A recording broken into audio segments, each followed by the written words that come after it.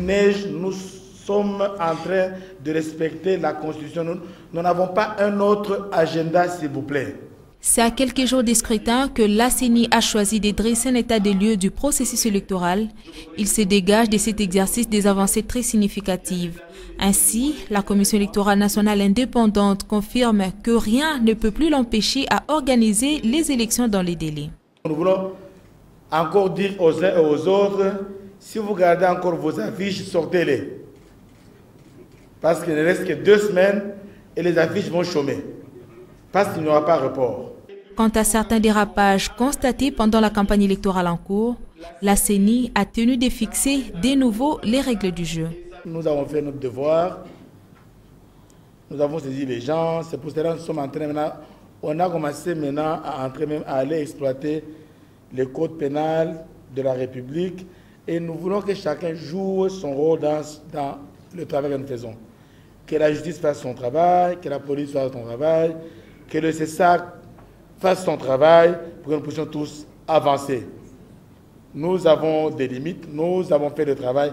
Moi-même, personnellement, je pense que le mandataire du candidat Joseph Kabila, s'il me suit en direct, il va le témoigner, je l'ai appelé à maintes reprises, lui disant voilà, on s'est plaint sur ABCD, APCD, messieurs, prenez vos responsabilités, faites ça, je l'ai dit.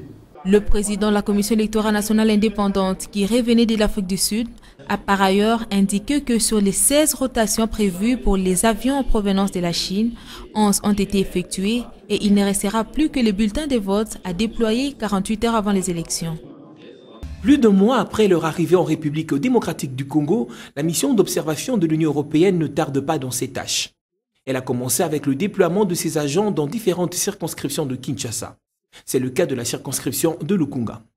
C'est une grande zone. On est une équipe pour couvrir toutes ces communes allant de Kinshasa, Gombe jusqu'à Mongafula. Donc c'est assez vaste.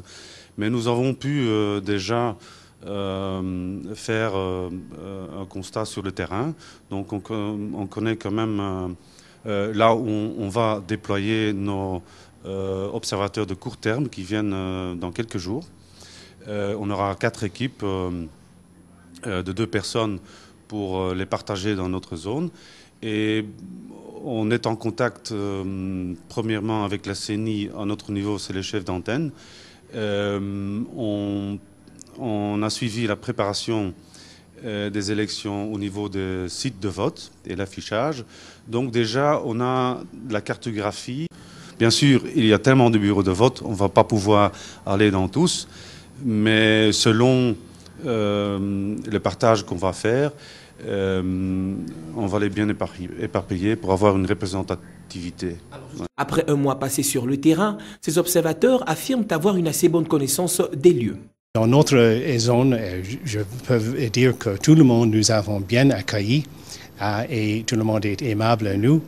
Et on arrive maintenant d'avoir une bonne connaissance des communes et des gens qui s'engagent avec les élections. D'autres observateurs électoraux de la mission sont attendus très prochainement. Processus électoral en République démocratique du Congo, l'implication de la communauté internationale se concrétise davantage. Dernière illustration, le lancement ce mercredi de la mission d'observation électorale de l'Union européenne en RDC. Comme en 2006, cette mission de l'Union européenne sera présente en territoire congolais pendant toute la durée du processus. Cette fois-ci, elle sera conduite par Maria Nedelcheva, parlementaire européenne de nationalité bulgare. Notre mandat est d'apporter une contribution constructive au processus électoral. D'abord par notre témoignage, d'encourager un climat de transparence en rendant publique une évaluation impartiale et documentée du processus, par nos recommandations de contribuer à l'amélioration du cadre électoral en vue de prochaines élections, et enfin par notre présence à travers le pays, de dissuader les velléités de manipulation et de contribuer à l'apaisement de possibles tensions. Contrairement à 2006, où ils étaient 300 observateurs, l'Union européenne compte pour ce tour déployer 147 agents sur l'ensemble du territoire congolais et attend travailler de concert avec les autorités congolaises. Nous sommes conscients que nos observateurs ne peuvent pas couvrir tout le territoire, qui le pourrait d'ailleurs, je poserai la question. Mais sur la base d'une observation long terme, nous allons parvenir à avoir des échantillons représentatifs pour identifier les tendances et fournir une analyse neutre et objective. Évidemment, c'est aussi l'occasion pour dire que nous sommes ouverts dès le début, dès l'arrivée de notre mission, à la coopération avec toutes les autres missions d'observation électorale internationale, mais aussi avec les observateurs nationaux. Il est à noter qu'un rapport final contenant des recommandations à l'endroit des nouvelles autorités sera présenté dans les 2 mois qui suivront la mission. La SADC suit de près le processus électoral en République démocratique du Congo. Une délégation était en visite ce lundi au siège de la CENI pour s'enquérir de l'évolution. Pour Jacques Njoli, vice-président de cette institution, l'occasion se prêtait bien pour rappeler le rôle de la SADC dans la consolidation de la paix en RDC, pays membre de cette organisation. Le processus électoral actuel n'est que la suite de ce qui s'est passé en 2006. Et ce qui s'est passé en 2006, c'est un effort de l'ensemble des États de la SADC. Pour le délégué de la SADC, c'est un devoir que de suivre ce processus. Il est revenu dessus à l'issue de la séance de travail avec le bureau de la CENI. Fait partie des États membres de la SADC. Et donc, la SADC est ici présente pour venir appuyer et assister la République démocratique du Congo dans les processus de démocratisation qu'elle a commencé depuis bientôt 6 ans. Et faisant partie de la SADC, comme État membre, la République démocratique du Congo a souscrit au principe de bonne gouvernance et de consolidation de la démocratie dans la région. Et donc nous venons pour voir où on en est avec les préparatifs des élections. À quelques temps des élections de novembre prochain, il y a lieu à voir comment défilent les partenaires et évolue le processus de se rassurer des élections libres, crédibles et apaisées en RDC. Plus de questions à se poser sur l'organisation matérielle des élections de novembre. Au cours d'une mission effectuée en Afrique du Sud, le président de la Commission électorale nationale indépendante a lancé la chaîne d'impression des bulletins de vote pour la présidentielle. 35 millions, les chiffres correspondent au nombre d'électeurs inscrits sur la liste électorale. Tandis que pour parer à toute éventualité, 10% du nombre total de bulletins seront distribués dans les 62 000 bureaux de vote. Pour ceux qui doutent encore, il faut qu'ils croient que les élections auront bel et bien lieu. Nous venons de lancer ces bulletins, on va commencer à les emballer et à l'ordre de priorité pour commencer à les déployer aux endroits précis par le gouvernement sud-africain. Donc aujourd'hui, c'est lancé, aujourd'hui, c'est parti. Donc le 28, nous sommes aux urnes. On ne va pas imprimer les bulletins de vote pour les garder après 6 mois. Par la même occasion, Daniel Ngoï-Moulunda avait assisté à la signature des 10 maquettes de bulletins de vote pour les 18 885 candidats à la députation nationale, dont le plus gros format contient 56 pages. Il fallait faire toutes les corrections, faire toutes les vérifications afin d'éviter la reprise. Donc ce sont ces vérifications qui sont en cours et on nous promet, les techniciens nous promettent que dans le week-end, ils auront fini. Et en début de semaine, je viens pour lancer l'impression des bulletins de vote pour la députation nationale. Pour des raisons d'économie de temps, l'impression des bulletins sera prise en charge par 5 imprimeries sud-africaines basées à Cape Town, Durban et Johannesburg. Ils seront conditionnés et distribués dans les différentes circonscriptions électorales au fur et à mesure qu'ils seront produits. Le dialogue étend sa stratégie afin d'aboutir à l'organisation des élections apaisées. La Commission électorale nationale indépendante poursuit sa série de concertations avec les partenaires, les partis politiques. Elle a organisé ce mardi, à l'attention des leaders des partis politiques, un forum au cours duquel ils ont exprimé leurs inquiétudes. On nous a promis la sécurité, mais elle n'est pas encore au rendez-vous. J'ai personnellement des difficultés pour me rendre dans les quartiers populaires à cause de l'insécurité. On risque d'être tabassé par l'un ou l'autre camp. Il nous faut la sécurité. Ce que j'apprécie chez le président, il est un peu engagé. Moi, je suis quelqu'un qui veut les élections. Je suis contre la prolongation. À ce jour, il y a d'autres problèmes qui se posent. C'est surtout celui du traitement des parties prenantes au processus. Vous savez, il y a cette violence exercée de manière permanente sur les membres de l'UDPS. Il y a ce traitement discriminatoire réservé à l'UDPS et à son président qui, à ce jour, ne savent pas obtenir de permis pour survoler le territoire aérien congolais. Ce sont des faits discriminatoires qui ne peuvent pas nous amener à croire de manière trop simpliste à une quelconque bonne foi de la CENI. Voilà pourquoi nous demandons à cet organe de jouer véritablement son rôle en prenant contact avec ceux-là qui ont la gestion de la République pour leur demander d'arrêter avec ce comportement qui compromet l'apaisement dont nous avons tous besoin dans le cadre du processus électoral en cours. Nous privilégions la culture de l'expertise et de la compétence au sein de tous les corps de la République. Donc, sur ce point-là, je ne pense pas qu'il y ait trop de problèmes à poser, mais nous demandons seulement à ce que tous les candidats à l'élection présidentielle et à l'élection législative puissent être traités de la même manière. Ces préoccupations ont été prises en compte par la CENI, qui par la suite a présenté les urnes. À la télévision en direct, il m'appelait même pas pasteur, il m'appelait Mulunda. Il a menti. Moi j'ai les informations. C'est en février que les urnes, je lui dis que les urnes sont là. Je peux lui donner cette urne en cadeau. Elles seront acheminées au fur et à mesure dans les 62 000 bureaux de vote disséminés à travers le pays. 70 tonnes de bulletins de vote en provenance de l'Afrique du Sud sont arrivés ce mercredi à Kinshasa par l'aéroport international d'Ndjili. La CENI qui a réceptionné précise que certains bulletins de vote seront acheminés dans les provinces du Bandundu et Bas-Congo. L'arrivée de ces matériels sensibles à Kinshasa a été rendue possible grâce à la ministre sud-africaine des services correctionnels qui a saisi l'occasion pour inviter les acteurs politiques à bannir la violence. We are particularly happy and very excited about this development. Nous sommes particulièrement heureux de constater cette évolution des choses. Ceci est une indication que les élections auront bel et bien lieu le 28 novembre. Et donc, sur le plan logistique, les choses avancent. Nous avons eu également des entretiens avec la CENI et des assurances ont été données que les élections auront lieu le 28 novembre.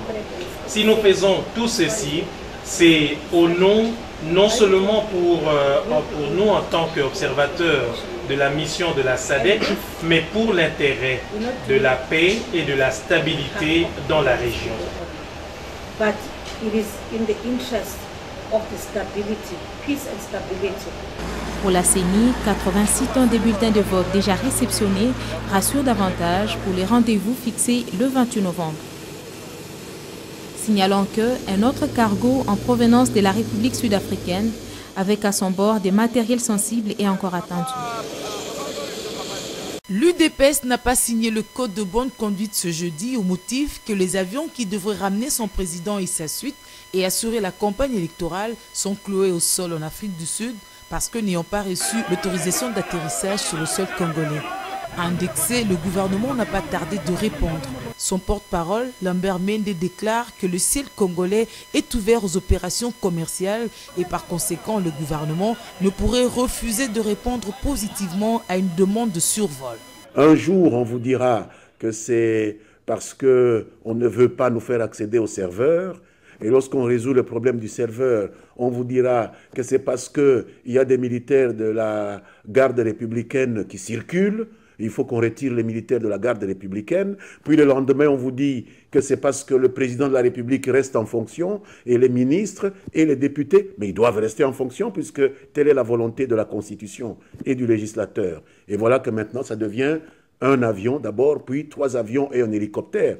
Mon Dieu, quelle richesse pour amener un candidat. Mais le candidat s'est toujours promené ici dans des vols commerciaux. Qu'est-ce qui empêche M. Tshisekedi, si tel est le problème, de prendre un vol commercial, comme il l'a toujours fait? Vous comprenez bien qu'il s'agit simplement d'alibi. Il n'y a pas plus d'avions loués que moi je ne suis le pape. Parce que nous aurions eu des traces et il n'y a aucune trace. Je dément formellement cela. Je dément formellement que le gouvernement ait bloqué des avions au sol parce que tous les avions qui font le transport des passagers sont opérationnels. En outre, Lambert Mende estime que cette accusation de l'UDPS n'est qu'une fausse manœuvre pour lui attirer l'attention. Une autre façon de battre campagne. Il n'est pas capable d'aller le jour où il a promis d'aller, où il veut simplement mobiliser des gens en utilisant la dignité des autres comme instrument. Et ça, c'est moralement et c'est même pénalement punissable. Vous allez mentir aux gens en disant que vous a empêché de partir pour susciter la pitié, susciter, je ne sais pas, la curiosité des gens pour que le jour où vous irez, que les gens disent « Tiens, voilà celui qu'on a voulu empêcher de venir ». C'est des vieilles techniques. Nous pensons qu'il faut respecter le peuple. Il faut respecter votre propre opinion publique.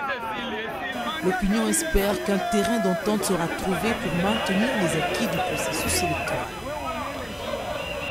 C'était très attendu, la réaction de l'autorité de l'audiovisuel et de la communication face aux propos qualifiés d'incendiaires de M. Étienne Tshisekedi, qui intervenait dimanche soir au téléphone depuis l'Afrique du Sud dans une émission de la radio Lissanga Télévision. Le CESAC a pris une série de mesures lors de cette conférence de presse, parmi lesquelles la suspension de RLTV et la mise en garde du candidat président de la République, Étienne Tshisekedi. Et suspendu pour une durée de 7 jours à dater du 7 jusqu'au 14 novembre 2011, inclut la chaîne RLTV. Est infligée à Top Congo FM et TD50 une mise en garde sévère. L'homme politique Étienne Tshisekedi, une mise en garde de ne plus s'illustrer par des appels à la violence, au trouble et à l'insurrection à travers les médias, sous peine des sanctions plus rigoureuses. L'organe de régulation de médias congolais justifie par ailleurs la mise en garde infligée contre les autres médias. Un candidat pendant la campagne électorale qui se proclame déjà président de la République.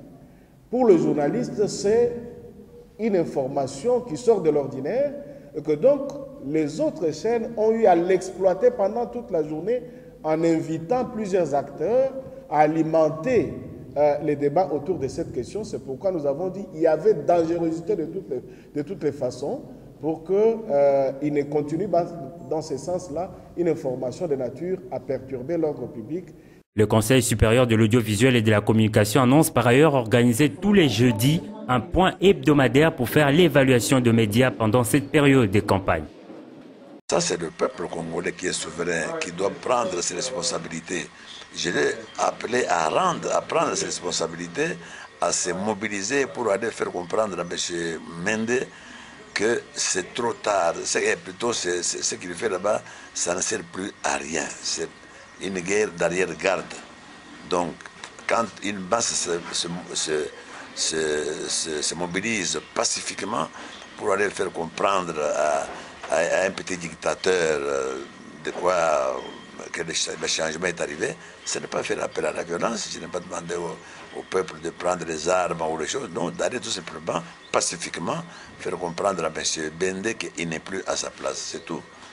Par contre, c'est que cette histoire que j'ai envoyé, j'ai appelé à la violence encore pour le Makala, encore une fois, c'est ridicule. Parce que nos combattants, étant donné les irrégularités, le refus manifeste de M. Mulunda d'organiser un processus libre et transparent, notre peuple a le droit d'utiliser la seule arme qu'il a, c'est la mobilisation. Il s'est mobilisé pour pouvoir faire pression sur M. Mulunda pour assurer un processus démocratique réellement transparent. Et réaction, quelle réaction? La réaction de la fameuse autorité, c'est quoi? Tuer, torturer, arrêter. Voilà. Ils ont, en un mois, ils ont tué 7 de nos combattants comme ça, manifestants, pacifiques.